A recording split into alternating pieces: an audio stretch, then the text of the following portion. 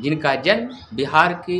बेगूसराय के देवरिया में 1908 में हुआ था। और ये कवि आगे चलकर देशभक्ति की अपनी जो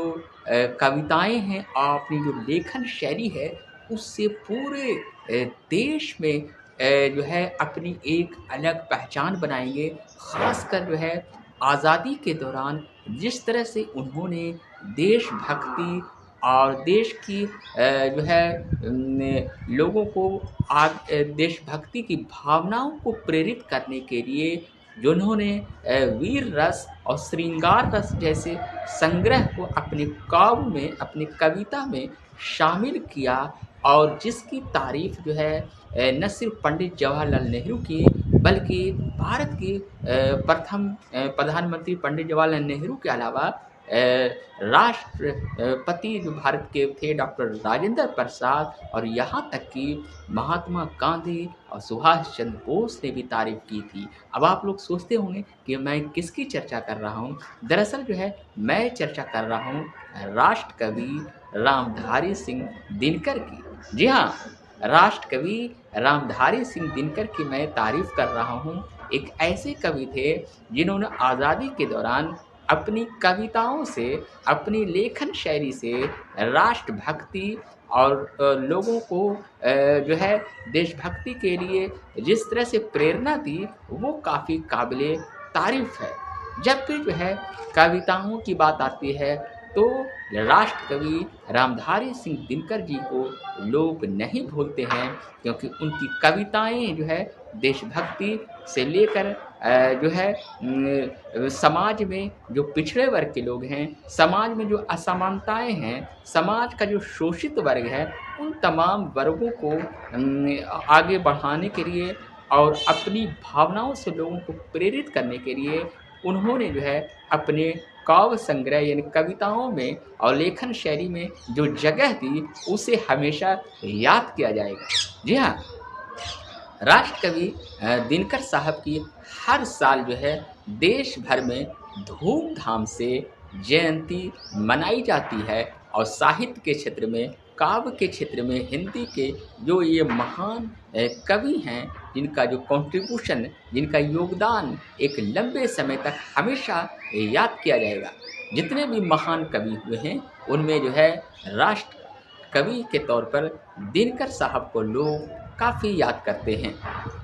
अगर देखा जाए, सवाल ये भी उठता है कि राष्ट्र कवि रामधारी सिंह दिनकर को राष्ट्र कवि की उपाधि किसने दी। जी हाँ, ये एक इंटरेस्टेड और एक सवाल ज़रूर लोगों के मन में उठता है, खासकर आज की युवा पीढ़ी के को, जब वो साहित्य में रामधारी सिंह दिनकर की उर्वशी हो या फिर हुंकार हो, इन तमाम जो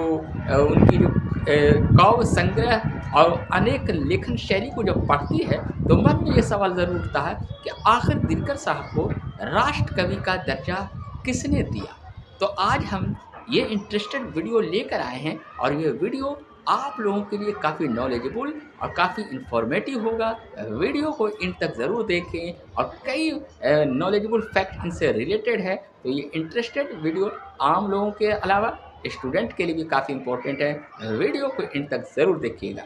दरअसल जो है राष्ट्र कवि रामधारी सिंह दिनकर को राष्ट्र कवि का दर्जा कोई एक पर्सन, कोई एक नेता, कोई एक बड़े साहित्यकार नहीं दिए थे। जी हाँ, और ये जानकर आप लोगों को आश्चर्य होगा कि इसे राष्ट्र कवि के तौर पर सामूहिक लोक से साहित्य के मंच पर लोगों के द्वारा, नेताओं लोगों द्वारा या आम लोगों के द्वारा इन्हें जो है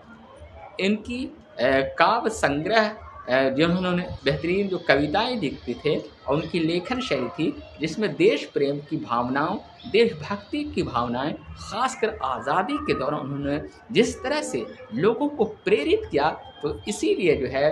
उनकी उपाधि आम लोग और साहित्य के मंच से और अलग अलग लोगों द्वारा इन्हें राष्ट्र कवि के तौर पर जाना जाता था, और इन्हें यानी दिनकर साहब को राष्ट्र कवि का एक तरह से दर्जा दिया गया और राष्ट्र कवि के तौर पर उन्हें उपाधि दी गई। उन्हें राष्ट्र कवि रामधारी सिंह दिनकर के तौर पर जाना जाता है। अब हम ये भी बताने की कोशिश कर रहे हैं कि राष्ट्रकवि रामधारी सिंह दिनकर, जिनकी प्रशंसा, जिसके बारे में हम पहले भी थोड़ा भी चर्चा कर चुके हैं, लेकिन एक बार फिर बताने की कोशिश कर रहे हैं कि भारत के प्रथम राष्ट्रपति डॉक्टर राजेंद्र प्रसाद ने उनकी जो है स्पेशली जो है जो उनकी जो काव्य संग्रह, उनकी लेखन शैली था, उनसे काफ़ी प्रभावित हुए थे। उनमें एक मशहूर उनकी जो रचनाएं थी, वो थी सिंहासन खाली करो, इस टाइटल से थी, सिंहासन खाली करो जनता आ रही है। तो इस तरह से एक टाइटल था उनका, और ये जो है काफ़ी बेहतरीन मतलब देशभक्ति और बहुत ही काफ़ी जो है एक तरह से प्रेरणा वाली ये रचनाएं थी, और जिसकी तारीफ डॉक्टर राजेंद्र प्रसाद भी किए थे। यहाँ तक कि अगर हम इतिहास के पन्नों को पलटते हैं और अगर हम साहित्य के क्षेत्र में, हिंदी साहित्य के क्षेत्र में, काव्य के क्षेत्र में, यानी कविताओं के क्षेत्र में, कविताओं के अलग अलग कवियों का हम उनके पूरे बायोग्राफी को पढ़ते हैं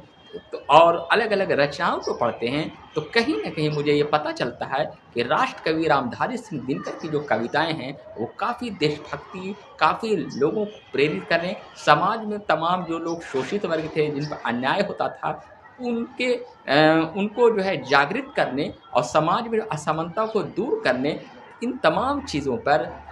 उन्होंने जो कविताएं लिखी वो काफ़ी काबिल तारीफ़ है। और मानना पड़ेगा कि उन्होंने अलग अलग कविताओं से जो संदेश दिया, उन तमाम स्टूडेंटों को जो उनकी कविताएं पढ़ते हैं, उनकी उर्वशी हो, हुंकार हो, ये तमाम ऐसी जो कविताएं हैं, और जो उनके जो लेखन शैली के बहुत से जो स्पेशली जो है साहित्य का जो में भी जो उन्होंने जो काम किया, तो उनको पढ़ने से बहुत ही प्रेरणा मिलती है। और साथ ही जो है उनकी कविताएं देशभक्ति से ओत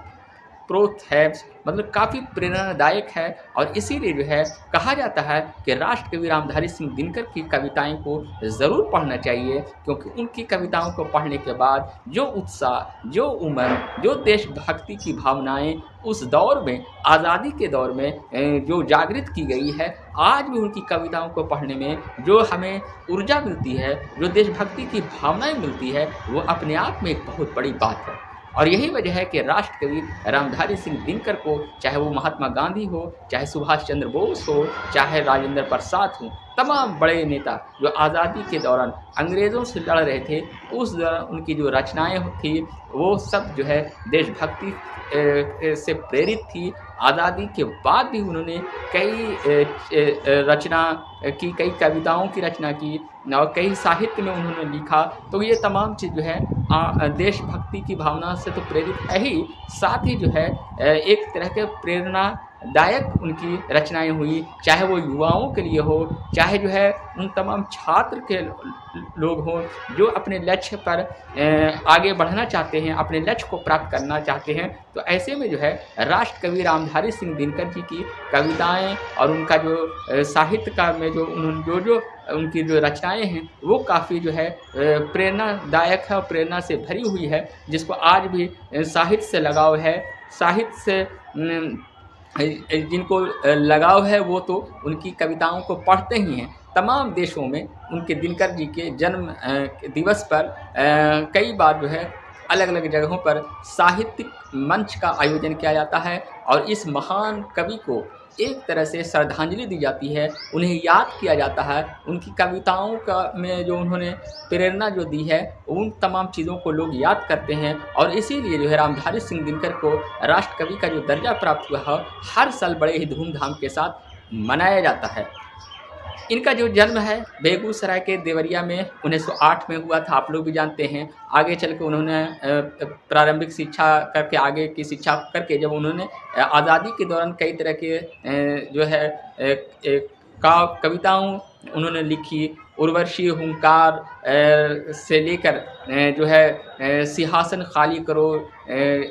जनता आ रही, इस तरह से जो टाइटल लिख के उन्होंने जो लिखा, उसकी काफ़ी लोगों ने प्रशंसा की। जो लोग पढ़े हैं वो लोग तो प्रशंसा किए भी हैं। तो ऐसे में जो है उस दौर में उन्होंने एक कविता के माध्यम से, अपने लेखन शैली के माध्यम से देशभक्ति की भावनाओं को प्रेरित करने का जो काम किया, उसे आज भी लोग हमेशा याद करते हैं।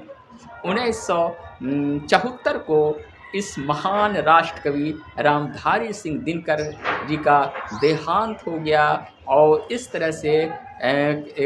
काव्य और साहित्य के क्षेत्र में देश को एक बहुत बड़ी क्षति हुई है और उनके योगदान को राष्ट्र हमेशा याद करेगा। उनकी कविताएं जो इस तरह से देशभक्ति से प्रेरित थी, देश की भावनाओं को जागृत करने के लिए उनकी कविताएं जो उन्होंने लिखी, उसे राष्ट्र कभी नहीं भूलेगा। शुक्रिया।